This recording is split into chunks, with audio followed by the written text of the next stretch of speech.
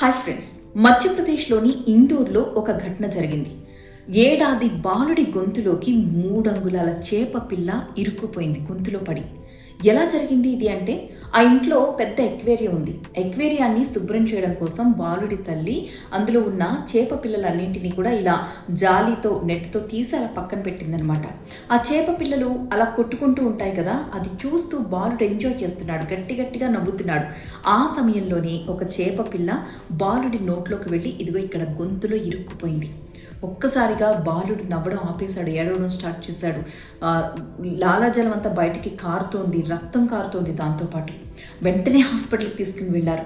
Doctor చాలా కష్టపడి ఒక చిన్నపాటి సర్జరీ చేసి ఆ లోపల స్ట్రక్ అయిపోయిన ఆ చేప పిల్లని అతి కష్టం మీద బయటకు లాగి బాలుడి ప్రాణాలు కాపాడారు.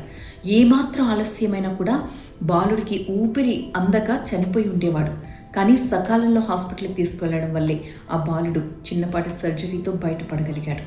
సో ఈ ఘటన మనకి ఏం చెప్తోంది అంటే, ఇంట్లో చిన్నపిల్లలు చిన్నపిల్లలనే కాదు, ఎవరైనా సరే వాటిని శుభ్రం చేస్తూ ఉన్నప్పుడు నోటికి ఒక క్లాత్ కట్టుకోవడం అనేది చాలా బెటర్.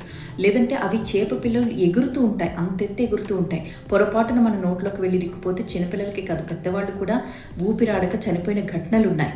కాబట్టి ముఖ్యంగా చిన్నపిల్లలు ఉన్న ఇంట్లో ఎక్వేరియం శుభ్రం చేస్తున్నప్పుడు జాగ్రత్త.